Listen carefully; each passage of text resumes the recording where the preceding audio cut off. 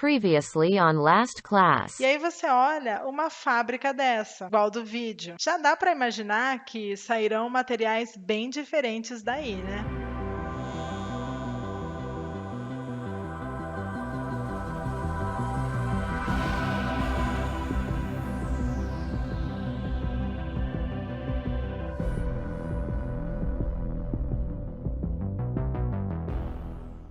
Esse fato de você produzir um material de forma controlada é ótimo para a gente.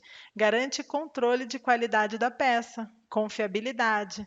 Eu sei que eu posso trabalhar com as propriedades do material nos meus cálculos, porque existe um padrão. Existe um padrão na fabricação desse material. E quando a gente pensa numa estrutura que já vem de fábrica, pronta, uma viga metálica, por exemplo, deixa a minha obra muito mais limpa, né? Eu não preciso de formas de madeira para construir essa viga, escoramento. Eu não tenho um resto de concreto que não foi utilizado e que sobrou e que está ali num canto da obra. Agora, se o que você pensou primeiro, quando estava assistindo o vídeo, foi que o aço ele é mais resistente, por isso te animaria a usar esse material na sua obra, faz todo sentido agora a gente colocar essa sua seu pensamento nos termos técnicos, né? Ou seja, por causa do módulo de elasticidade do aço, a estrutura ela tem uma baixa deformação. E o que que isso representa para você? Essa baixa deformação, ela me deixa projetar obras com seções mais esbeltas. O que significa isso? Uma seção esbelta, uma seção mais fina, mais comprida. Com isso, com essa baixa deformação, eu também consigo alcançar maiores vãos, com uma estrutura muito leve. Muito leve quando eu comparo, por exemplo, com o concreto armado ou com o concreto protendido, que também me deixa alcançar grandes vãos. E essa questão de uma estrutura leve, ela reduz e ela impacta diretamente até as cargas que a fundação deve suportar. E os pontos fracos? O que que você conseguiu identificar no vídeo? Você conseguiu identificar pelo menos um ponto fraco, que seria uma desvantagem para utilizar esse material? Eu espero que sim.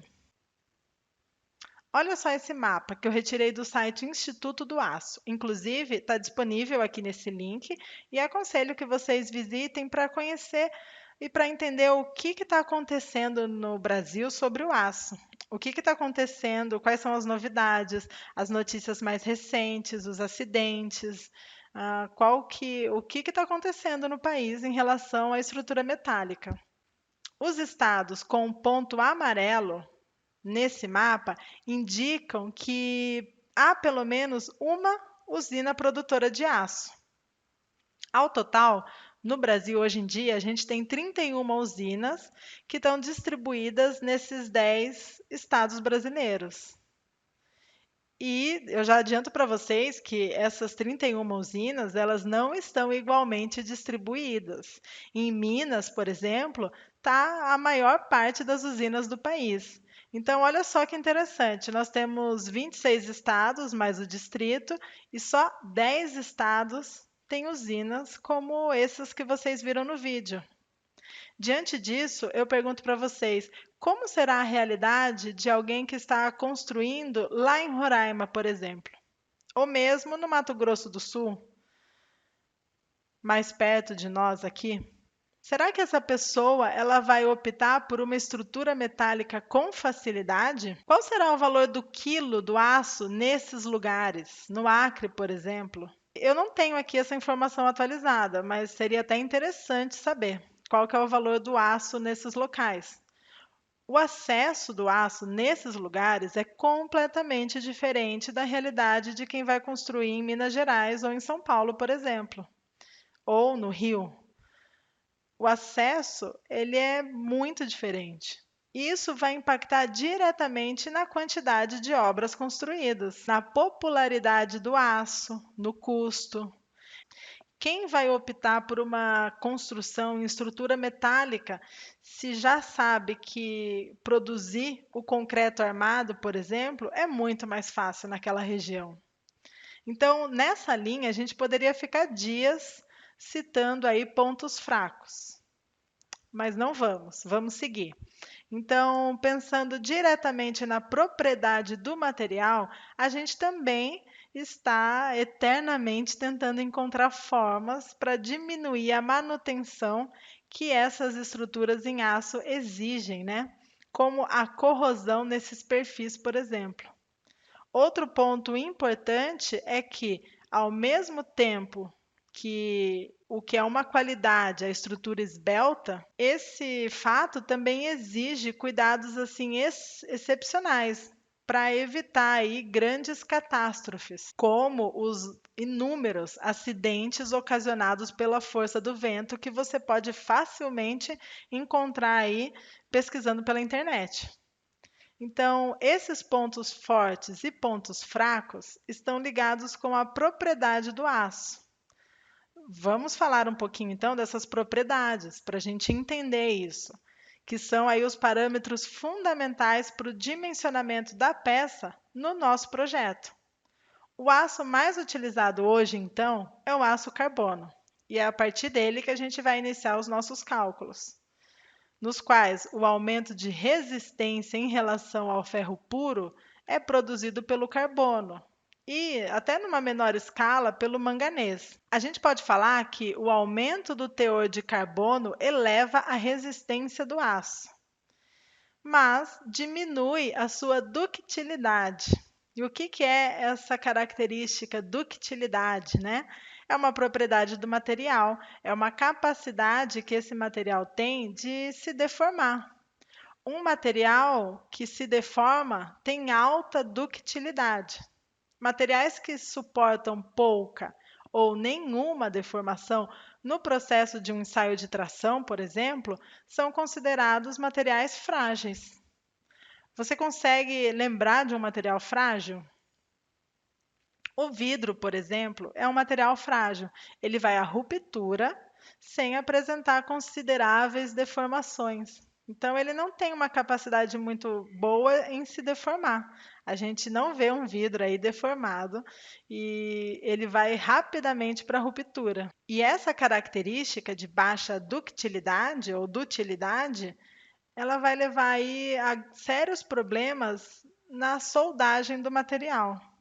A gente vê que na obra a soldagem de um aço em alto carbono, ou seja, com elevada concentração de carbono, precisa de uma atenção, pois pode ter um aparecimento de trincas, de poros, ou até uma manifestação de uma zona endurecida e quebradiça ali bem próximo da junta soldada. Por que isso? Porque o material ele sofre deformações ao longo da vida útil. Você já sabe sobre isso. Mas a solda, ela impede esse movimento. E se o material ele não consegue absorver essa movimentação que existe nas estruturas, então pode aparecer aí esses problemas como trincas e fissuras. Você não vê, por exemplo, peças de ferro fundido soldadas, porque não é recomendado isso. Se você vê, é até curioso, vale a pena você tirar uma fotinho aí e apresentar para a gente, porque isso não é recomendado. Nós vimos que o ferro fundido, ele tem uma maior quantidade de carbono e, portanto, é um material de baixíssima ductilidade. Então, nas estruturas usuais de aço, a gente vai utilizar aços com relativamente baixo teor de carbono que podem ser soldados sem precauções aí especiais. Mas ainda que a gente esteja falando sobre o aço carbono com uma baixa quantidade de carbono, ainda assim, dentro disso, eu tenho aí uma especificação de teor de carbono nos aços utilizados como baixo, médio e até uma alta quantidade.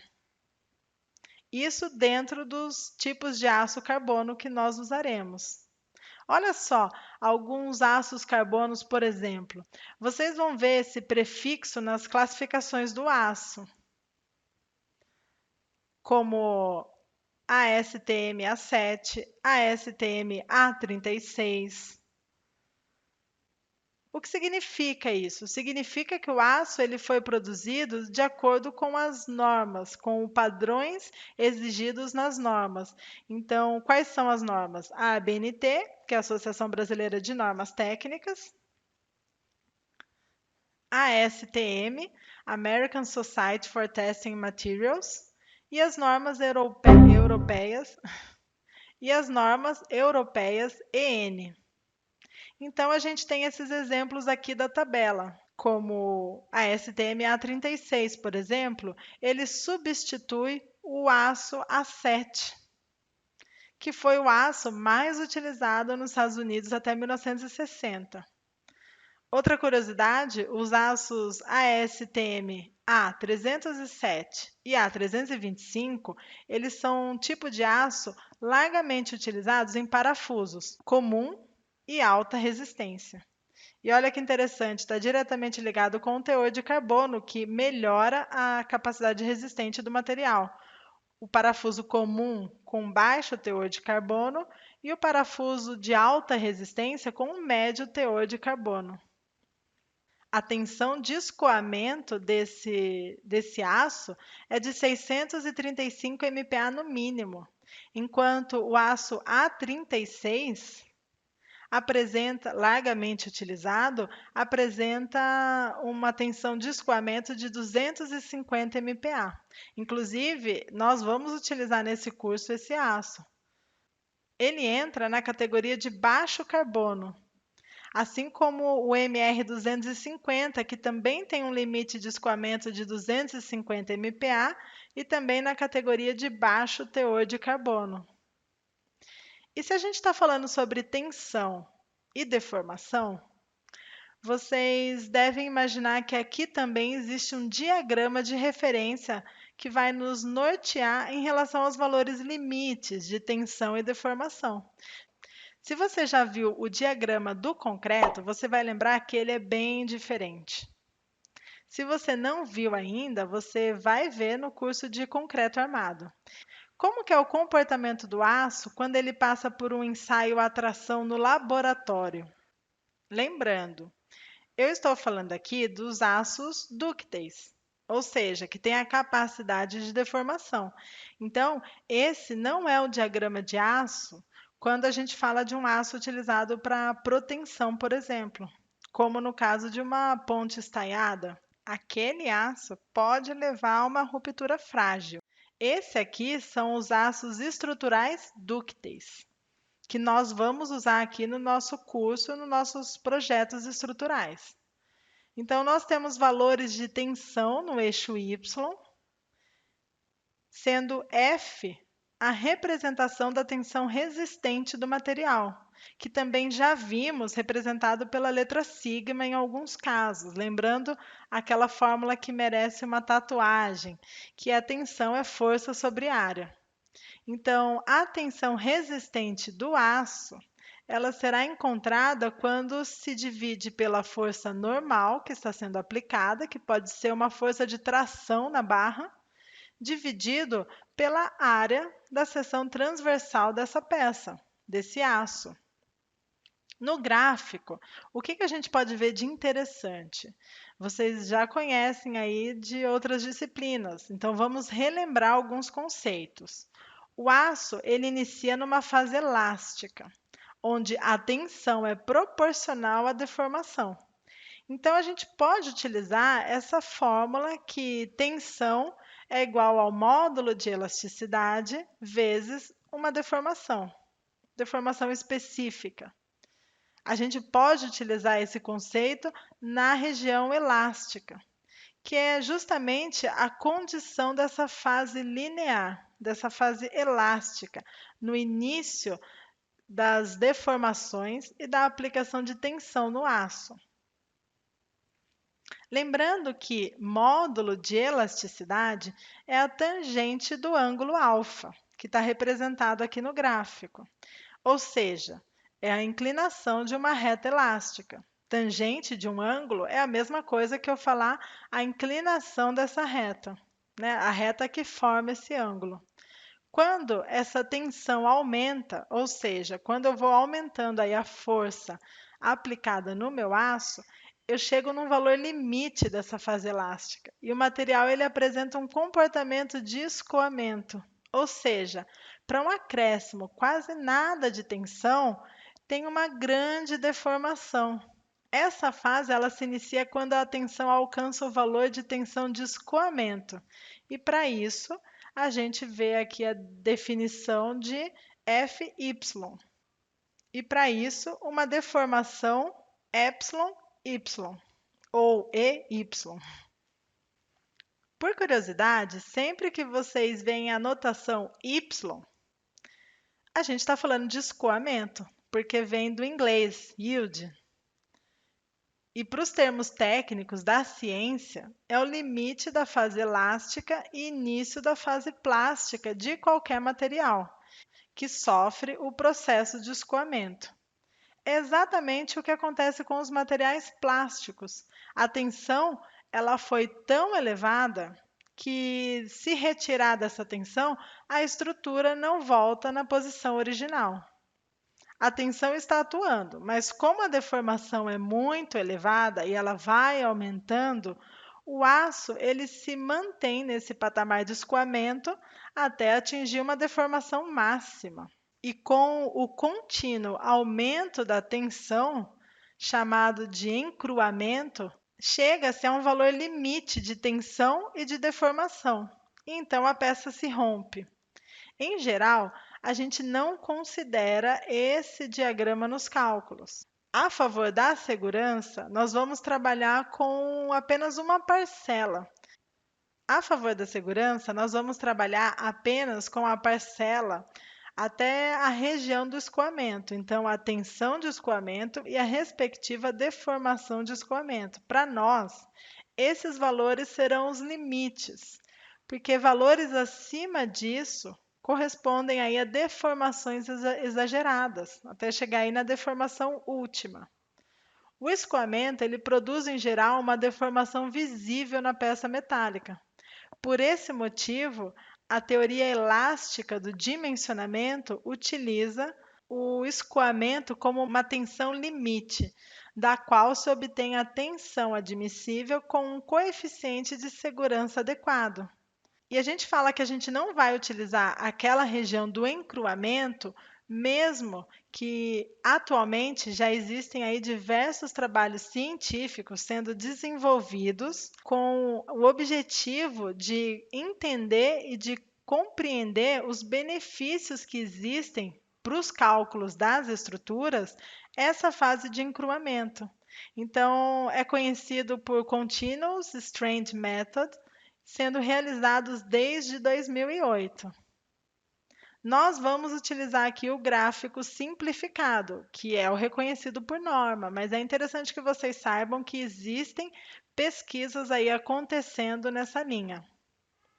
Esses valores limites, eles são definidos na norma atual, na NBR 8800 de 2008, que exige aços estruturais com uma tensão de escoamento menor ou igual a 450 MPa.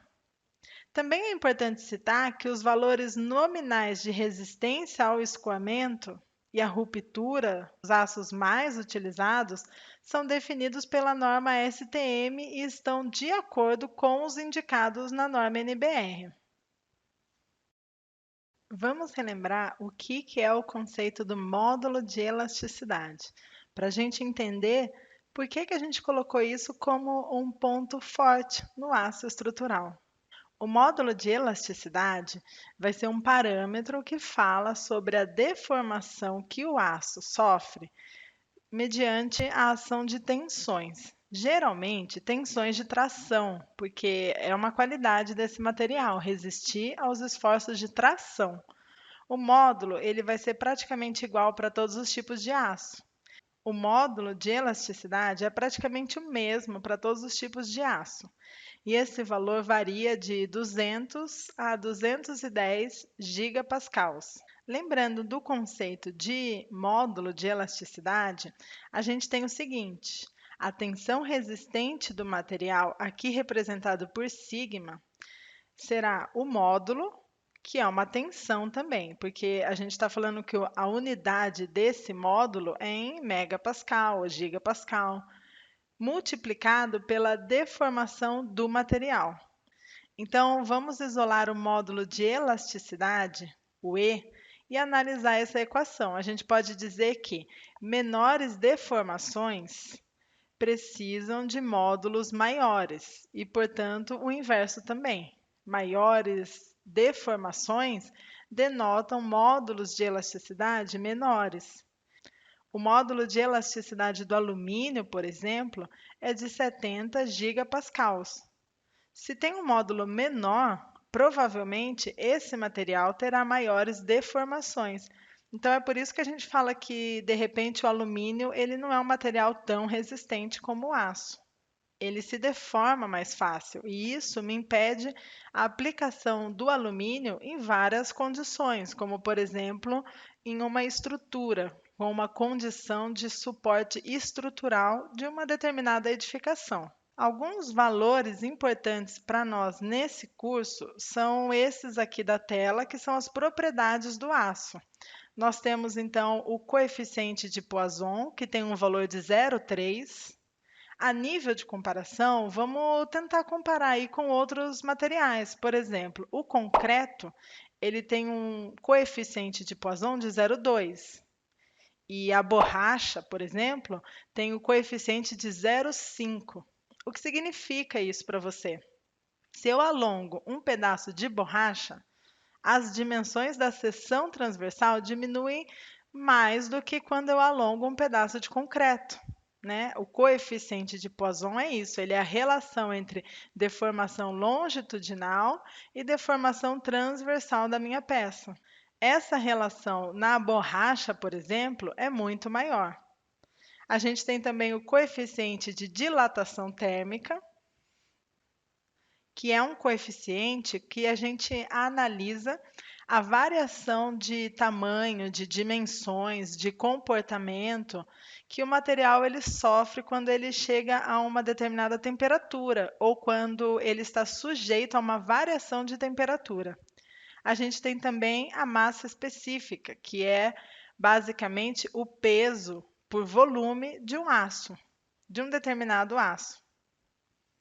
Vamos ver um exemplo simples do uso dessas características, por exemplo, da massa específica. Eu tenho a seguinte condição: eu tenho uma chapa de aço e eu quero saber qual que é o peso desse material. Mas vamos abrir um parênteses aqui. Por que eu quero saber o peso de um material? O que me interessa saber o peso dos materiais? Isso é um conceito que já deve estar bem claro para você. Mas caso ainda não esteja, por que interessa para a gente saber o peso de uma viga metálica ou de uma viga de concreto? Você já deve ter visto em outras disciplinas que eu tenho a carga permanente desse material, que provoca alguns esforços, ou melhor, pode provocar alguns esforços no próprio elemento estrutural, como por exemplo numa viga. Agora, no caso dessa chapa da figura, também me é interessante saber o peso dela? É interessante, porque além dos esforços que atuam devido à carga permanente nos materiais, eu ainda tenho que considerar que, no final das contas, eu preciso saber o peso de toda a minha estrutura na hora que eu vou dimensionar, por exemplo, as fundações. Então, todos os materiais, eles devem ser quantificados nesse momento. Então, aqui eu tenho uma chapa de 200 por 350 milímetros e ela tem uma espessura de 3/4 de polegadas. Qual que é o peso desse material? Bom, a resolução ela vai orientar o seguinte: a gente precisa descobrir, de repente, num primeiro momento, pode ser interessante eu colocar pelo menos todo mundo na mesma unidade. Então, quando eu falo de polegadas, eu posso pensar em converter essas polegadas para milímetro, porque eu tenho as outras dimensões em milímetros. Então, numa conta rápida, 3/4 de uma polegada que vale 2,54 centímetros ou 25,4 milímetros, eu tenho que a espessura dessa chapa de aço é de 19,05 milímetros, ou 1,905 centímetros.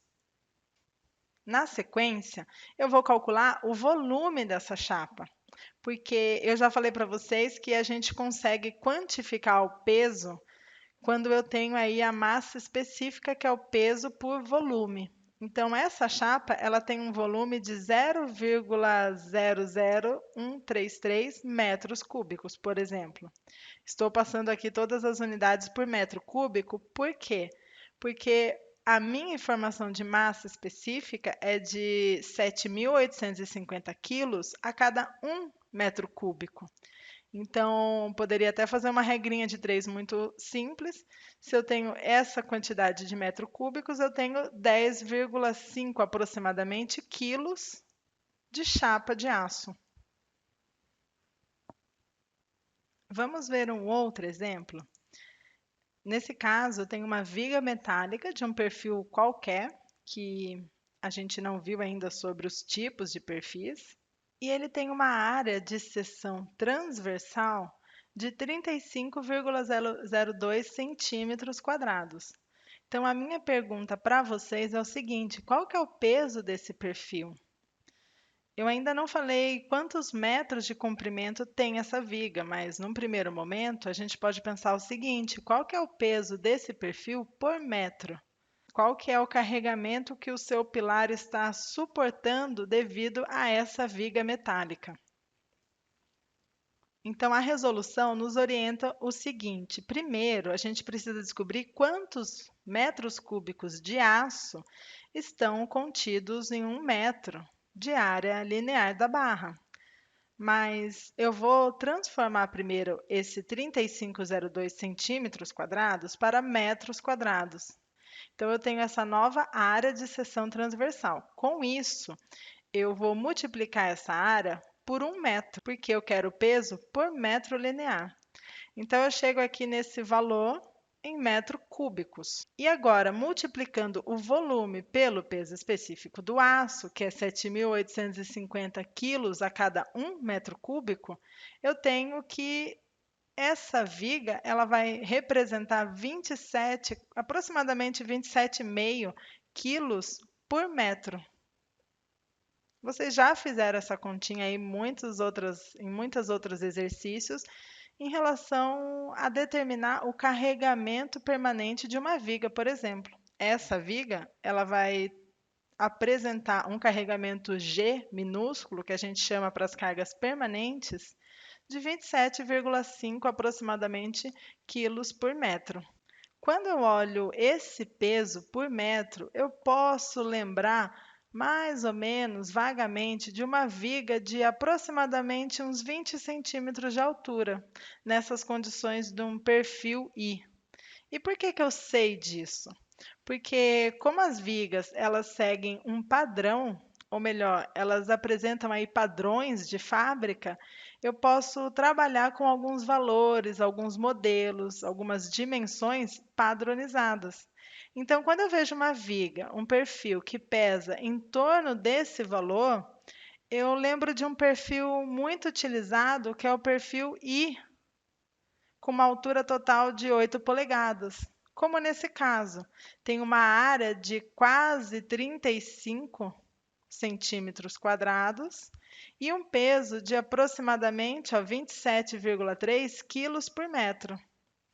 Então, eu não estou falando que aquele perfil é exatamente esse, mas poderia ser. Então, você vai, nesse curso, determinar o seu perfil de projeto com base nos valores tabelados, como o caso dessa tabela. E essas tabelas, usualmente, são fornecidas pelas usinas de aço, pelo local que vai vender esse perfil metálico.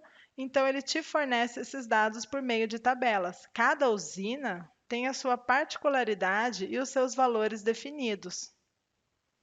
Sobre os tipos de produtos estruturais, as usinas produzem aços para utilização estrutural sobre diversas formas. A gente pode pensar em chapas, barras, perfis laminados, fios também, trefilados, eu posso encontrar cordoalhas e cabos. As usinas elas produzem esse material. Então, vamos entender exatamente o que representa para a gente, de uma forma estrutural, cada um desses elementos. A gente tem que os produtos laminados podem ser compostos por barras. As barras são produtos laminados, né, nos quais duas dimensões, que são as dimensões da seção transversal, elas são bem menores do que a terceira dimensão, que é o comprimento. Bem como as chapas, né? As chapas são produtos laminados, onde eu tenho que uma dimensão, nesse caso a espessura, é muito menor do que as outras duas, como uma largura e um comprimento de uma chapa. E os perfis laminados? Esses perfis, eles são produzidos com uma grande eficiência estrutural e geralmente em formas de H, I, C e L e são aí denominados perfis laminados. Nós também encontramos os fios, as cordoalhas, os cabos. Os fios ou arames são obtidos por meio de uma trefilação que vocês viram no vídeo. Então, fabricam-se os fios de aço doce e também de aço duro, que é o aço de alto carbono. Os fios são empregados em molas, em cabos de proteção de estruturas. Então, nós conseguimos, com os fios, formar as cordoalhas, por exemplo, que são aquelas barras onde a gente utiliza no concreto protendido. Então, quando você olha uma obra estaiada, você vê essa obra está sendo suportada por cabos, ou melhor, por estais, que são cordoalhas de proteção. E essas cordoalhas, elas são formadas geralmente por 3 ou até 7 fios que são dispostos num formato helicoidal, em forma de hélice. Eles são entrelaçados. Nós temos também os perfis de chapa dobrada. O que significa isso? As chapas metálicas de aços dúcteis, claro, que permitem aí essa deformação, elas podem ser dobradas a frio, ou melhor, a temperatura ambiente, transformando-se assim em perfis, assim como a gente viu nos perfis laminados, só que aqui não é um perfil que já foi fabricado nesse formato, não é um perfil laminado, é um perfil de chapa dobrada. Então, essa dobragem, ela é muito bem definida de acordo com a capacidade do material. O que significa isso? Que a dobragem das chapas é feita em prensas especiais. Então, existem aí gabaritos que vão limitar os raios internos nessa dobra. Eu tenho valores mínimos que eu tenho que obedecer para impedir a fissuração do aço nesse momento de dobra. Agora, o uso de chapas finas, e quando eu falo finas, eu falo de mais ou menos 3 milímetros de espessura, que são usadas aí na fabricação desses perfis, essas chapas elas conduzem a problemas de instabilidade estrutural. Então, é um material que merece muita atenção. E existe uma norma específica para o dimensionamento desse tipo de estrutura. Nós temos também os perfis soldados. O que são isso? São perfis que são formados pela associação de chapas ou associação dos perfis laminados simples. E a ligação desses perfis é feita por meio de solda. Então, são novos perfis que foram formados através de chapas ou perfis laminados pré-existentes. A gente pode destacar aqui dois tipos de aços que são mais usados em chapas, em perfis estruturais, que um deles é o ASTM A36. Dentre os aços estruturais que a gente encontra atualmente, um que é largamente utilizado e conhecido é o A36. Ele é um aço carbono de média resistência mecânica e, portanto, a gente já viu uma boa soldabilidade, justamente porque apresenta quantidades pequenas, relativamente pequenas de carbono. Um ponto negativo desse material é a sua propensão de ferrugem, de corrosão. Então, caso não tenha um revestimento, esse material ele pode sofrer uma corrosão numa velocidade relativamente alta. Então você encontra esse aço tanto na forma de chapas, como é o caso desses tanques de aço parafusados, com um revestimento. No caso aqui, a gente vê que existe uma cobertura nessa chapa metálica. Essa cobertura é um revestimento epóxi, ou melhor, a base de epóxi. Ele é feito ainda na fábrica, mas a gente também encontra os perfis sem nenhum tipo de revestimento. Então, eles podem ser utilizados aí com muita frequência no estaqueamento das estruturas de construção civil. Eu posso utilizar isso em coberturas, em lajes. A gente também encontra isso na indústria automobilística, como em chassis de caminhões, em maquinários agrícolas, entre outros. Então, eu posso submeter esse perfil a um tratamento específico, seja na obra ou seja na fábrica, para garantir aí um revestimento, uma camada protetora, combatendo a corrosão. Os valores aqui de resistência ao escoamento é de 25 kN centímetros quadrados, ou 250 MPa, e eu tenho aqui o valor de tensão última, né? Aquela resistência última do material de 400 MPa ou 40 kN por centímetro quadrado. Esse aço, ele equivale a um aço informado também pela ABNT, pela norma brasileira, que é o MR 250, porque esse daqui a gente viu que ele segue os padrões da STM. O outro aço que é largamente utilizado é o A572. São aproximadamente 350 MPa mínimo, né? Ou, como está aqui na tela, 34,5 kN por centímetro quadrado, contra o 250 MPa do aço anterior, do A36, que a gente acabou de ver. Esse aço ele mantém também o baixo valor de carbono equivalente e isso facilita a soldagem. Então, ele também é muito conhecido e largamente utilizado como um aço carbono de alta resistência e baixa liga. Esse aço, ele tem um custo maior do que o A36 e vocês encontram aí facilmente nos projetos residenciais, comerciais, galpões, torres de transmissão de energia, a gente vê bastante, estruturas metálicas em geral. E a gente vê também aí em passarelas, né? Essa foto, inclusive, eu tirei aqui da passarela em Matias Barbosa, na BR-040. E pelo tipo de perfil, quando a gente olha ali de perto, a gente vê que é um perfil A572. Então, da próxima vez que você estiver aí passando por uma estrutura assim, tenta reparar como que ela é, como são as ligações, se é uma estrutura soldada ou parafusada, qual que é o perfil utilizado, né? Qual que é a cara desse perfil? Você não, talvez não consiga já distinguir logo de cara qual tipo de aço, né?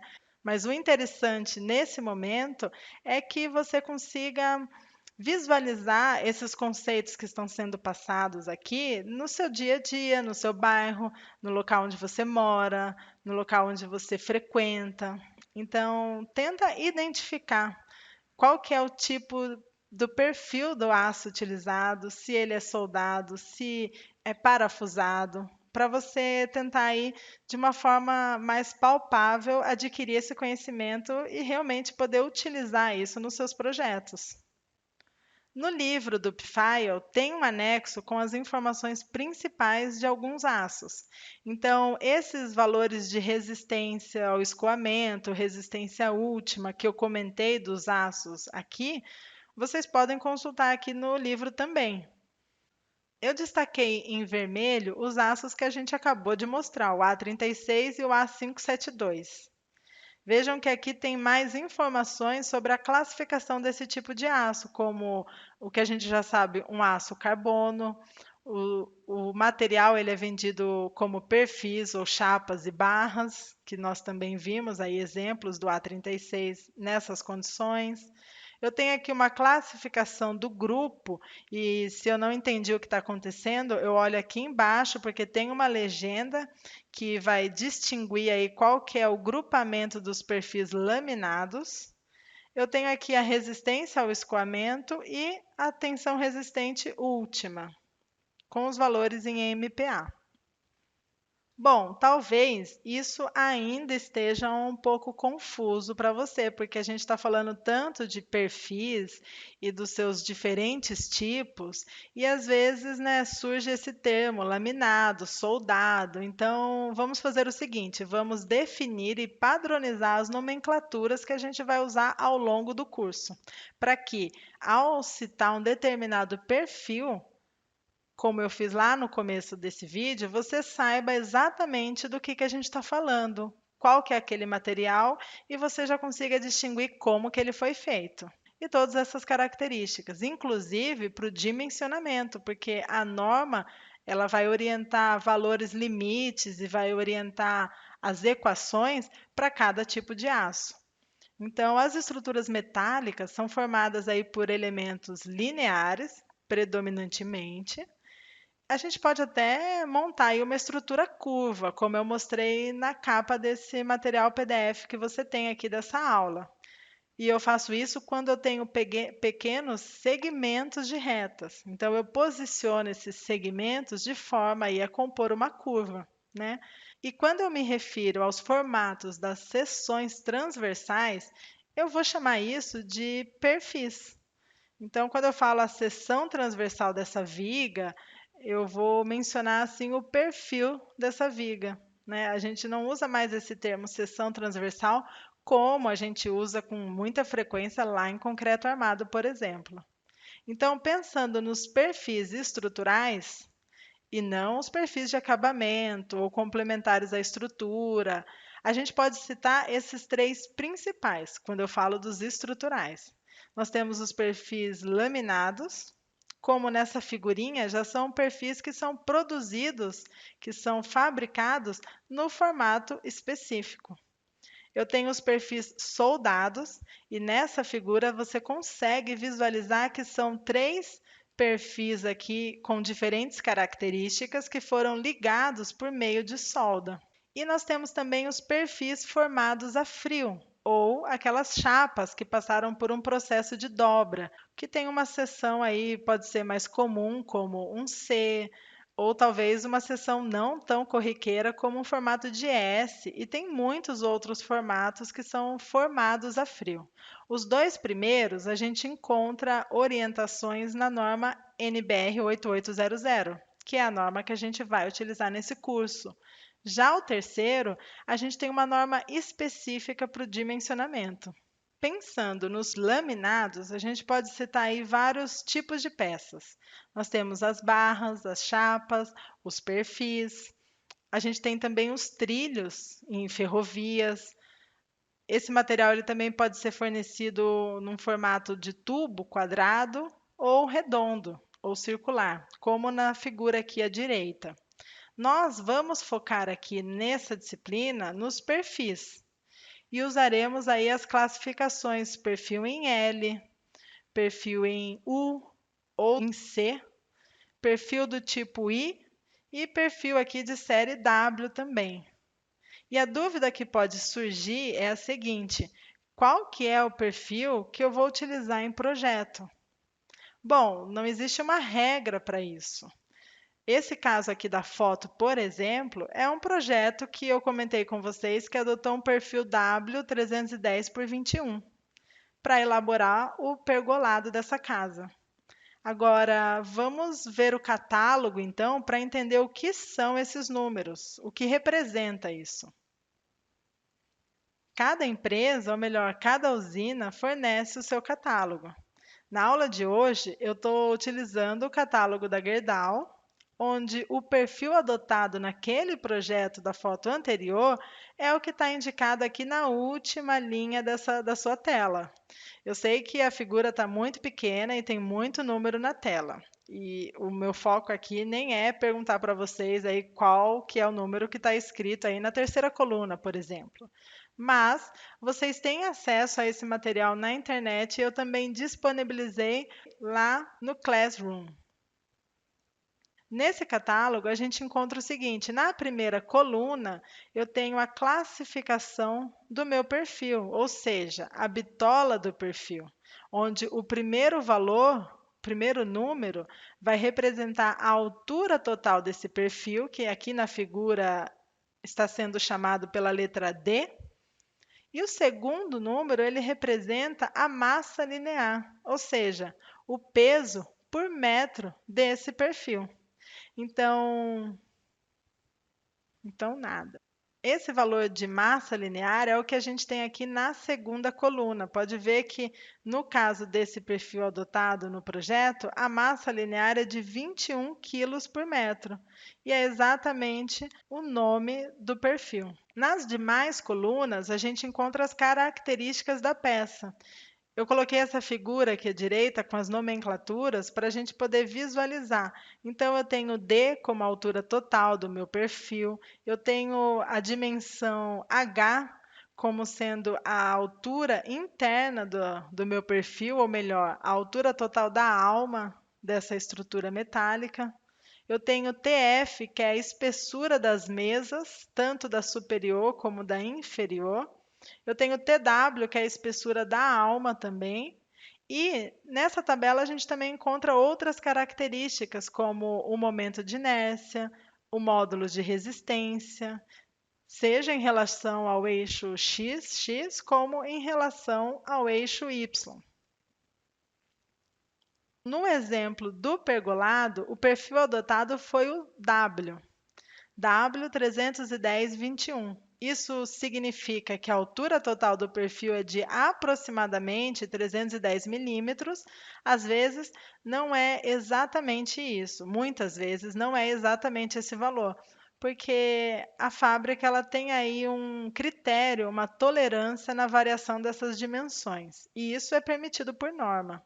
Eu tenho que o peso por metro é de 21 quilos por metro. E eu também consigo aqui nessa tabela a área da minha seção transversal, que é de 27,2 centímetros quadrados. Um outro exemplo também muito interessante, eu deixei disponível para vocês lá no Classroom um outro manual muito bom da Gerdau. Ele tem um pré-dimensionamento de uma edificação. E eu tirei aqui só o quadro resumo dos perfis necessários para cada viga. Então, dá uma olhada aqui nessa coluna. Em alguns casos, em algumas vigas, foram utilizados W250 por 17,9. Eu tenho W360 por 32,9. Tenho também W310 por 32,7. Então, assim, de uma forma bem abrangente, eu poderia até citar de repente que o perfil W ele é muito utilizado em vigas, mas eu jamais poderia falar para vocês qual desses perfis é o mais usado, porque depende se você está projetando um galpão, um mezanino, uma oficina, uma academia, ou seja, quais as ações das cargas permanentes e variáveis. E essa informação vai determinar o perfil que você deve utilizar e só você e o seu projeto podem fornecer essas respostas. Ah, o seguinte, a nível de curiosidade, os perfis que a gente falou aqui, eles são a STM A572 e essa informação eu também encontro no catálogo. Nesse mesmo manual da Gerdau também tem o pré-dimensionamento das colunas, né, ou dos pilares. É interessante falar que o manual ele apresenta um pré-dimensionamento. E por que isso? Porque ele não pode falar que é um dimensionamento completo e final da estrutura. O pré-dimensionamento ele foi feito ali nesse manual com o uso de algumas tabelas e não foram feitas todas as verificações necessárias nas estruturas metálicas. Então, eu posso falar que é um pré-dimensionamento extremamente útil e muito importante quando a gente vai começar um projeto. Primeiro, a gente precisa admitir um material, uma estrutura, o tamanho de uma viga, a seção transversal, ou melhor aqui, o perfil utilizado, para então a gente começar o dimensionamento, as verificações e ver se aquela estrutura realmente suporta o carregamento solicitante, a ação solicitante. Então, esse manual ele fornece assim parâmetros extremamente importantes para um pré-dimensionamento. Acho que vale a pena a consulta. Vamos ver aqui os perfis que foram adotados nesse manual agora para os pilares, que eles chamam aí de colunas. Exceto alguns mais pesados, eles devem até estar posicionados num local onde recebe mais carregamentos. A maioria dos perfis foram praticamente todos aqui do tipo W250 por 32,7. Então, em alguns casos, eles optaram pelo perfil 250 por 38,5. O que significa isso? É um perfil que tem um peso por metro maior, mais pesado. Então, ainda que eu tenha o mesmo valor de altura total do perfil, que é o valor de 250, esse perfil aqui ele deve ter algumas dimensões, ou melhor, espessuras maiores e, portanto, é um material mais robusto. Então, ele resiste a maiores carregamentos. Pode ver, inclusive, que a ação total, que é essa coluna anterior, a qual esse pilar está sujeito, é um valor maior. Né? É um valor aqui em toneladas força maior do que os demais pilares. Para os perfis soldados, nós temos que ele é fabricado, então, a partir da montagem de chapas laminadas, por meio da soldagem desses elementos, formando então uma variedade muito grande de dimensões aí das novas peças. A gente consegue visualizar nessa foto, se você der um zoom, tem aqui uma indicação aqui de solda. Eu tenho um material aqui bem na quina entre a chapa vertical e a chapa horizontal, que é justamente a solda. A norma que rege as exigências para essa fabricação de perfis soldados é a NBR 5884, na sua última atualização em 2013. Essa norma apresenta aí três séries padronizadas. Então aqui a gente não vai falar de perfil W, I, H, a gente fala aqui de CS, VS e CVS. Tudo isso em função da relação entre altura e largura do perfil. Para um exemplo de aplicação, eu trouxe então aquele projeto que eu comentei com vocês no começo da aula, onde teve aí um aumento de estrutura, como se fosse um reforço aqui na região dos encontros de um viaduto transversal a uma rodovia duplicada. Em uma foto mais próxima, que é aqui a região do encontro, num corte longitudinal, então, só para que vocês possam se situar, eu tenho aqui a faixa de rolamento, que está indo, nesse caso, no sentido sul da rodovia.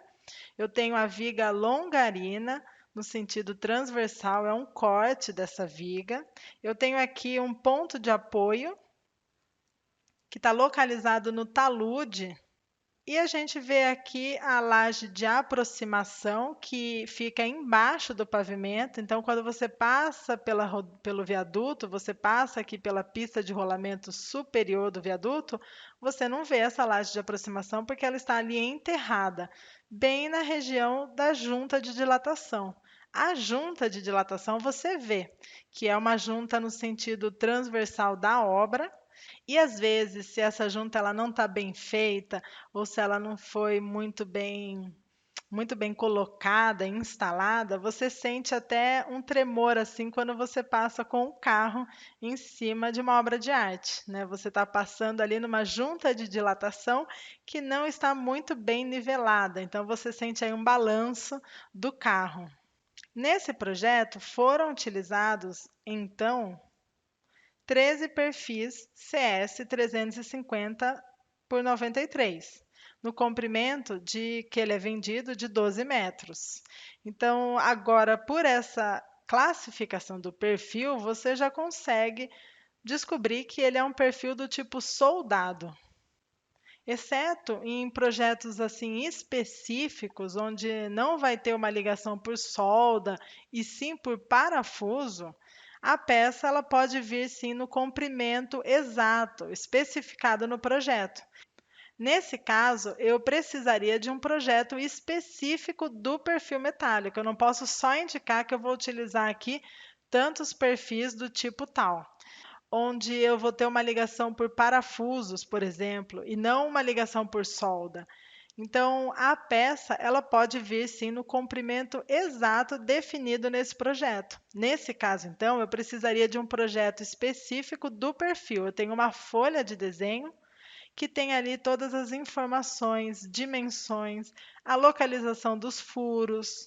Em alguns casos, eles podem ser cortados na obra. Nesse caso aqui do viaduto, não. Aqui, o perfil ele foi utilizado na sua totalidade de 12 metros e a extremidade superior ela foi chumbada aqui em bloquinhos de concreto. O perfil usado, então, aqui foi esse CS 350 por 93. O que significa isso? Para a gente entender, a gente tem que olhar aí para mais um catálogo. Aqui também nós encontramos todas as características do perfil.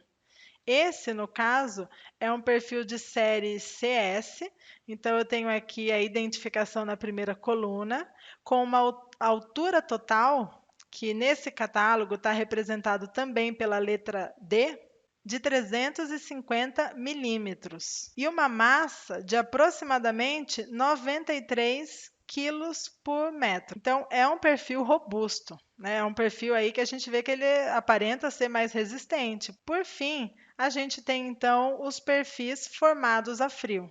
Aqui a gente também encontra catálogos, como nas especificações dessa figura aqui do lado direito. E para esse tipo de material, para o dimensionamento com esse elemento estrutural, tenho aqui a norma NBR 6355, dita as exigências para fabricação, e para o dimensionamento, a 14762 de 2013. Então, eu vou ter assim parâmetros específicos, eu tenho valores limites aqui definidos em norma.